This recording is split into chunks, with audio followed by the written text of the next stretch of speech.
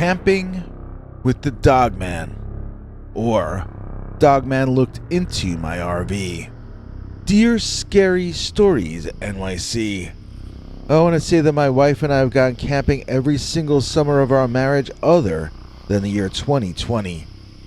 I might be wrong about that, as for parts of our first 5 years together, we both worked 2 jobs at a time. We've basically been out in nature in our RV as often as we could manage for the entire 29 years, and in all that time, we only had a problem with a cryptid once. The thing is, it was a really bad cryptid, a dog-headed man, and the problem we had with him lasted more than a night, more than a week, and for a time, I became worried that it wasn't ever going to end. We're friends these days with 2 other couples who have had similar situations where a dogman decided to follow them around for a month or 2. We each refer to it as our Summer of Dogman. I'm going to tell you about mine. Now, my wife we can call Marge and I both share an interest in cryptids. When we were kids, we each separately wished we could encounter a Bigfoot, although we had both learned to be fearful and wary of Sasquatch long before we even met each other. We had both heard of the Wisconsin Werewolf and the Michigan Dogman, but that summer of 1999 or 2000, when we drove our RV into western Pennsylvania, we found out that they have a dogman over there, too. Before I even tell you about this difficult summer that we endured, I want to say that I do believe the dogman is, in fact, some sort of canine. I don't think it's a kind of a Sasquatch, nor do I think it's a kind of a human. I don't suppose I can speak for all dogman witnesses, but at least the kind that hounded me and Marge was most definitely a new or different kind of a canine. Why do I insist upon this? Because it acted like a dog. At least, it acted like this one dog I had when I was younger, before I met my wife. This dog, who my father named Red Barker for some reason I forget, was very nosy, and he would interrupt me during private moments. If I wanted to be alone with a girlfriend, he wanted to sit in front of us and stare. That sort of thing. He had no boundaries, which caused me to feel like I was the one living in a cage, and that I was on display. Most dogs love you just for feeding them, but Red Barker acted like the Alpo was my offering to him as ruling demigod. I remember trading him to my cousin for a fish tank with tropical fish. Best trade of my life. So what does my spooky pet from decades ago have to do with this story?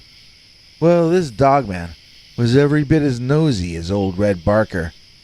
Marge and I have pieced the order of events together. So we think it might have been Rustic Acres RV Resort and Campground, or some kind of place you park your RV in that part of northwestern Pennsylvania, that this all happened at. In those days, we still behaved much as we had as teenagers, and our goal was to find the spot to park furthest away from other families, especially families with kids. We wanted privacy so that we could, start our own family, if you catch my drift.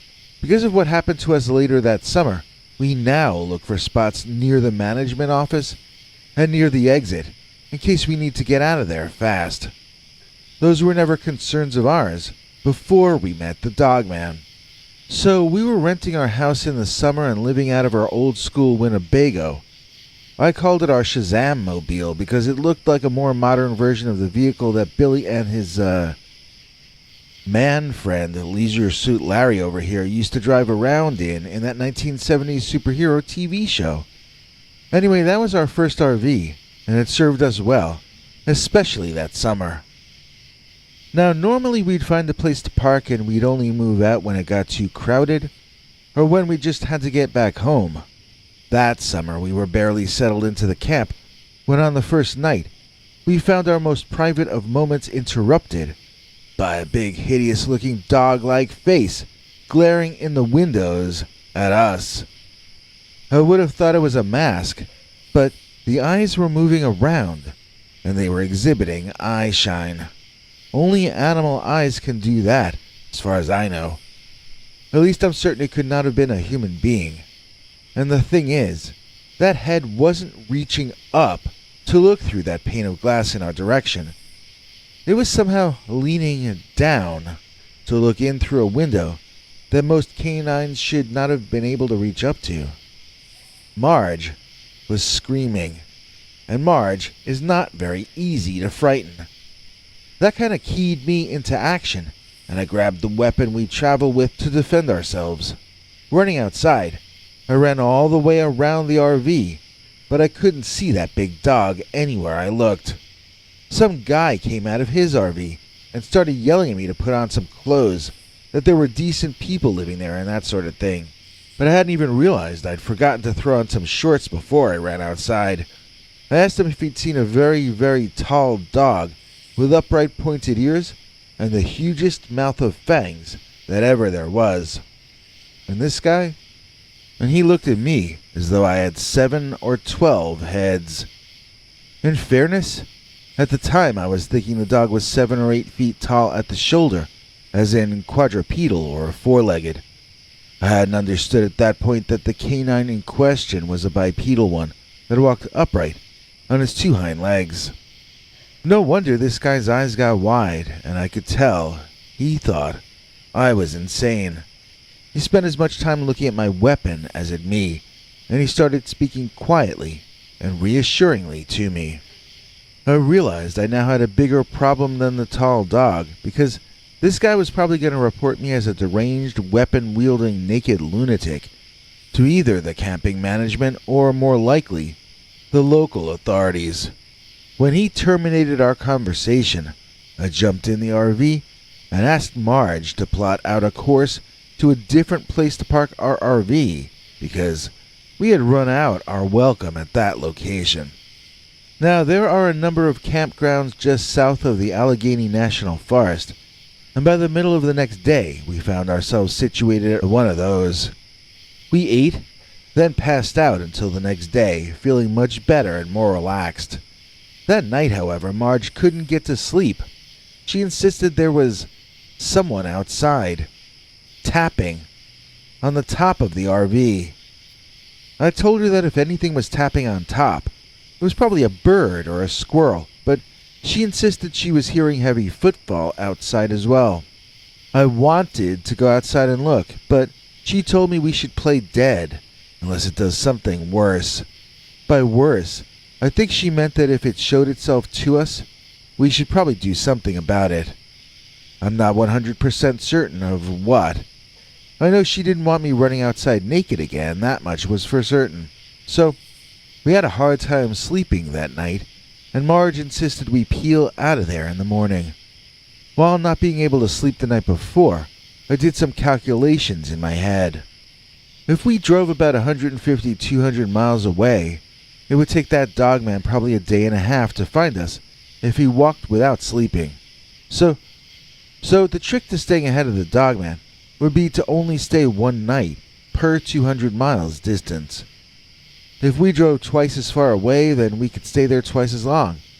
Neither of us ever considered giving up and going home. We were going to figure out that creature's radius per day, and then just avoid it. And it worked. For a while. We were making a tour of Pennsylvania, heading toward New Jersey, which we have read is a very weird place. Marge decided she wanted to head back toward the Midwest, since our summer was a little more than half over already. I think it was somehow the decision to double back that caused this problem to start itself over, from scratch. I forget where we were, but it was not an official campground, I remember that much. We had both gotten too tired to drive one night, so we found a little dirt road off the highway, drove our RV under a big tree, so we hoped nobody would see us, especially from the road, and then we both fell asleep pretty quickly. It was well after midnight when we both woke up to the RV being shaken back and forth. I grabbed my weapon, but Marge talked me out of using it. She said I should start the engine up and drive us out of there before we got tipped over. I jumped up front to do as she suggested, and what did I see running around from the side of the RV to look directly through the windshield in at me? Well, it wasn't a giant dog 7 foot tall at the shoulder. It was an upright standing, kind of a hairy creature, with that same kind of canine head we had seen staring in at us that time when we were having an intimate moment. In fact, this had to be the same exact one. It wasn't harassing us randomly. It knew who we were. I mean, it remembered us from before, you know, in that way that dogs never forget someone they've met. The thing I had been visualizing as a moose-sized four-legged dog was actually an upright walking bipedal werewolf or dogman, and that dogman's glowing eyes were staring at me. At least it had stopped rocking the RV. I tried the engine, then I tried it again and again until it turned over. Now all I had to do was maneuver around this 7-foot-tall freak of nature in front of us, and everything was gonna be Jake. The thing is, the dogman werewolf guy wasn't in the mood to back out of my way. I tried moving the RV forward a little bit, and he just stood there, as though he had been cemented into place. I gunned the engine, and he just looked curious. I beeped the horn, and by then, I started hearing one of the other campers swearing at me. The shouting seemed to agitate the dogman, so I beeped again. The creature looked left and right, as complaints came from 2 or 3 directions, and lights were turning on, left, right, and center. I just kept beeping. When a couple of guys started marching angrily toward us through the dark night, holding something dangerous looking in their hands, the dogman took off. And then so did I, waving thanks out the window to our unlikely rescuers. They had no idea they saved us from the North American upright walking canid, or dogman. So Marge called a friend of hers about this who looked up dogman for us. We were informed that the thing might follow us home. This might never end. We might be being haunted by the thing for life. So we decided that we had to get a little radical. We took the car to a relative of mine in New Jersey. The area he lives in would be too urban for the dogman to ever visit. There, the car was cleaned and fumigated and left with my relative. My hope was that our scent would be mostly removed from the vehicle by that point. Marge and I continued onward via public transportation to visit New York City for a week or 2. We returned home via air and bus, while my relative drove our RV back to our home, taking a vacation for himself and his girlfriend in the process.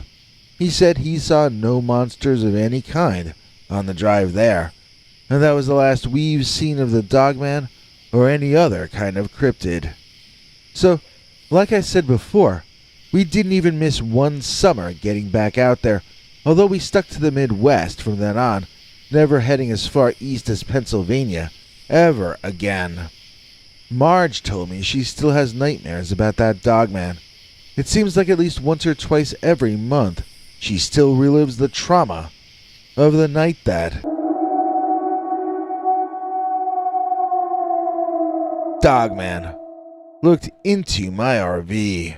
It's a classic pullover, playing with the scary stories, got it. It's a classic pullover, money and it's never going to go. Available in white, black, navy, gray, or pink. Link is in the description.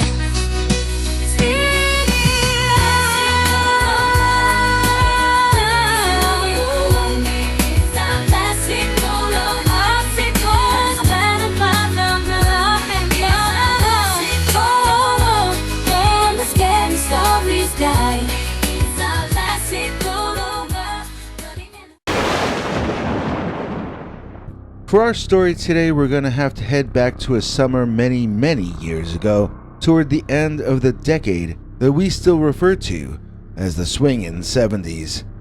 The only swinging that might have happened in this story would be from a tree by one of the titular characters of the narrative we're calling the werewolf-type dogman and the stone giant.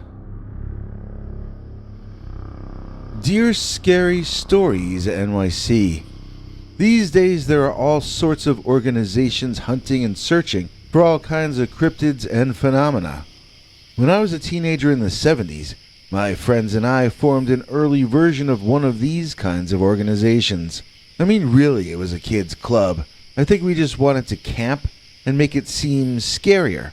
I don't think we really wanted to find any kinds of cryptids, and my reason for saying that is because we split up as a group after the night in which we saw not one but two kinds of cryptids. One, a sort of a Sasquatch, and the other, a particularly savage kind of what would now be called a Dogman. We had a name for ourselves, Arcane, R/Kane, as in R for research into the paranormal and strange, and Kane, as in Kane, Pennsylvania, where we lived with our parents and families. When we said research, we meant watching in search of, or reading books about monsters that we would have been voraciously reading anyway. And of course we also meant going camping and telling each other the scariest stories that we had read in those books. It was on one of those campfire nights that I first heard about real-life werewolves. I can't remember who told the story, but it was said to have taken place about 7 or 8 years earlier, in the early part of the 70s, in Wisconsin. As the story went, a woman supposedly called 911, reporting that a large, hairy, upright walking werewolf was on her property, trying to break into her house. The description of the creature in the story pretty much exactly matches the Dogman that you use in most of your thumbnails. It even had hands, with long claws, just as you show in many of your videos. When the Dogman couldn't break in to where the woman was, he went out to her barn and left scratches on her poor horse. So, who knows what he might have done if he had gotten inside the house. These days we have the internet, and it seems the story is online as a true one. Supposedly it really happened in Jefferson County, Wisconsin in 1972. The creature actually tried to break in on 2 different occasions and was described as being 8 feet tall. I was wondering at first if it might have been a starved black bear, but 8 feet tall is probably too tall for that. My main point is that I am certain we were all aware of the possibility of encountering something that looked like a werewolf, whatever it might turn out to actually be, when we set out for a week-long adventure in the Allegheny National Forest, which was just to our west. Obviously, I'm leading up to us seeing a werewolf-type entity in those woods way back in the 70s, and I've established that my small group did have werewolves on our radar as something that it was possible to see. We weren't like people who believed in Bigfoot but not UFOs, or ghosts but not fairies, that sort of thing. Not only were we open to the possible reality of anything which had ever been written about ever, but one of our goals as a group was to get to experience some part of the paranormal or cryptozoological world that nobody else had ever seen or written about before. Consequently, we were very open-minded, but that was because this was our hobby, not our business. This was what we did for fun, and we had a lot of that. So when I went camping with Bobby A and Bobby C in the Allegheny National Forest, and then Bobby C came back from taking a whiz, looking sort of shocked, and saying that there was a statue walking through the woods, neither of us doubted him. At first, I was visualizing a golem, but it turned out he was describing something far more like a Bigfoot. It was a tall, muscular ape man, but instead of fur, he seemed to be covered in some kind of hardened mud. Our terrified friend felt he had really seen a walking statue of a monster, and he was too spooked out to lead us back to the spot where it happened. In fact, he refused to go back in the woods, and he refused to be left alone. So Bobby A went looking for the creature for 10 minutes, then came back. He stayed with Bobby C while I went out, but I actually saw what had shaken my friend up. Up ahead of me, walking between trees with a somewhat determined and forceful gait, was exactly what had been described to me. It looked like a half-finished statue of a Sasquatch, done full size. It was enormous, just breathtakingly large. Not a man in a statue costume. The arms were longer than a man's arms. It was somewhere between 8 and 10 feet tall. In my gut, he was 10 or 11 feet tall, but that seems impossible, so I tell people 8 to 10. Maybe it just felt like he was 12, 13, 14 feet tall because of how surprised and unnerved I was to see him. I could hear him power walking by, and it sounded like someone pounding the flat side of a brick into the ground over and over again. He was not really moving that fast, so I decided to run ahead of him through the woods. I felt if I could get ahead and stay hidden, I could see where he was going to. I remember darting between the trees as I could when I was young and thin. The ground was soft, and I was able to gain a lead on the Dogman without making very much noise at all. Up ahead, I heard someone approaching on the path, and I hid myself to peer out and spy on whoever it was. Well, it wasn't a who, so much as it was a what. In my memory, it looks to me as though I were watching that Dogman from your thumbnails walking right past me. Of course, I was not yet aware of your channel in 1978 or 79 when this took place, because I hadn't bought my time machine yet, but my point is, it was a dark, furry, upright walking werewolf-style Dogman with humanoid arms, clawed hands, a wolf head, and canine back legs, which it was walking on, upright. Seeing that thing caused a reaction in me that is hard to explain, as it is for me to remember. I started walking back toward the first creature, then realized what I was doing. I was so surprised and so confused. I don't think I ever really expected to see a cryptid, let alone two cryptids, walking toward each other. This was exactly what I had thought I wanted ever since I saw Bobby Brady report a UFO to an astronaut on TV.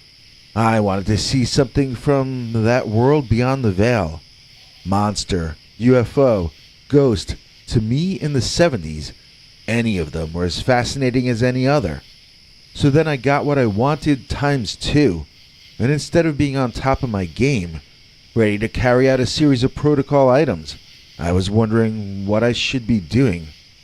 I thought I believed in all this stuff, but I don't think I really did, until I found myself in that moment, on that night. Both of the creatures were approaching each other on the path, so I ducked behind a bush that afforded me a view of what was about to happen. Were they intelligent beings walking to meet up with each other? Were they animals, unwittingly walking into an unforeseen turf battle? What exactly was I seeing? The two creatures walked to within 2 feet of each other, stopped and stared forward, glaring, each in the direction of the face of the other. They gave an appearance of pure hatred, but they were not posturing and threatening the way normal animals would. They were just sort of standing there, almost perfectly still, glaring into each other's eyes. And then, in perfect synchronization with each other, the two turned their heads and upper bodies to look directly at where I was hiding. And then, as though they had rehearsed it beforehand, both the Dogman and the living Bigfoot mud statue creature thing took a step in my direction. I got up and I ran. I ran back to camp and I saw my buddies talking to some kind of law enforcement official. I guess maybe he was a park ranger or something along those lines, but he looked to me like a cop. I remember hoping he was a good cop and not a bad cop, because there were monsters in those woods, and we could use this guy on our side. I ran toward my friends and the officer or ranger shouting something. They at first turned to look at me. Then I noticed them looking past me, beyond me. I had been hoping those two animals stayed in the woods. I had been hoping they wouldn't be bold enough to venture out into the clearing after me. I remember seeing the officer wave me past him as he fired his handgun at what was behind me. I was way too close, and I couldn't hear anything out of that ear except for a ringing for quite a bit of time. I turned around, but I couldn't see the Dogman or the stone Sasquatch either. The ranger, or whatever he was, led us away to his vehicle, and he drove us to some place with bunk beds to spend the night. He told us to stay indoors until sunlight, and so we did. In the morning, when I could hear a little better, the ranger came back with a book and showed us what we almost got to mess with in hand-to-claw combat. First he showed us drawings and told us stories. The werewolf, the Dogman, generally thought to be from the Great Lakes region or Canada, but it comes down into Pennsylvania as well. The stone giant that we saw. This is a kind of Sasquatch that apparently rolls in mud, which cakes hard to his fur. The Iroquois people call him Genosqua or Genosqua, and Atneyarhe, which I believe means stone coat. They have stories stretching back to the old days, where their ancestors battled these creatures. Human weapons were unable to pierce the hardened mud covering, which had essentially turned to stone. So even if we had wanted to, we probably could not have in any way harmed that creature. It, however, could have easily harmed us. The ranger then showed us color photos pasted into his book, which he told us were his own personal private evidence collection of human and animal remains that he found in those woods. He claimed these killings were done by the Dogman and the stone giant. The victims of the werewolf were torn to shreds as though by a dozen knives. Those unlucky enough to have gotten caught by one of the stone giants had their heads twisted right off their bodies. The ranger insisted that the Iroquois legends describe the same manner of attack as shown in those images. I saw these photos that one time, that one night, and in all my adult life, I've never even heard a rumor of their existence again since. If the two Bobbies and I had been truly cut out for cryptid hunting, we'd have seen this as an exciting moment. Instead, we tossed our cookies and quivered like little children. The photos were extremely horrifying and undeniably real, and the three of us lost our appetite for monster hunting, and even for camping, for good and permanent. David Polides says the Park Service won't show him enough information. Well, we got the opposite treatment. I think the ranger meant to scare us into being more reasonable when we camped, but instead he just frightened us away from the out-of-doors in general. If this happened again today, I would have so many questions for that officer ranger guy, and I would have written his name down and kept in touch.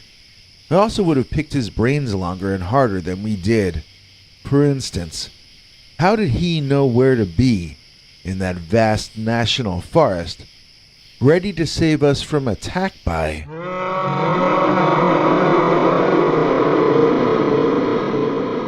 the werewolf-type Dogman and the stone giant? If you want a coloring book full of monstrous delight, then give this a look. It'll give you a fright, right? Scary stories, coloring book, werewolf coloring book. And just to make your mind explode, it's a digital download. All it costs is $2.09, and then you will be feeling fine. Coloring monsters today, hey, it's a coloring book, hooray, okay. Link is in the description. It's time to thank Godzilla Tim. This show wouldn't be here without him. Please thank our super badass executive producer Godzilla Tim, who is one of a very special group of people that has been keeping the instant oatmeal in my bowl each day. And thanks to all of you for watching this far. If you liked it, please click like. If you'd like to see more of our work, please subscribe.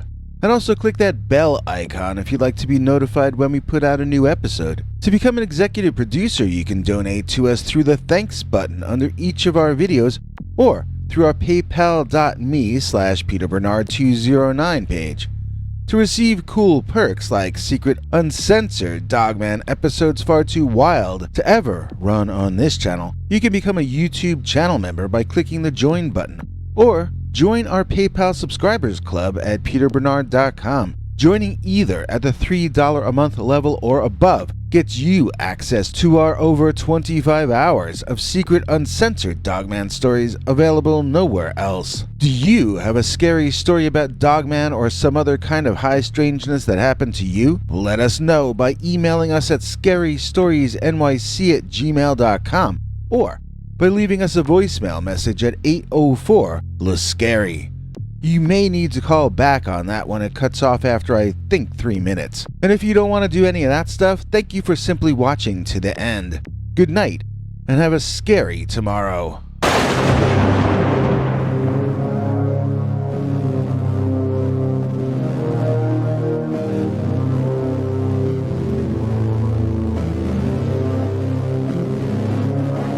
Come back for more scary stories.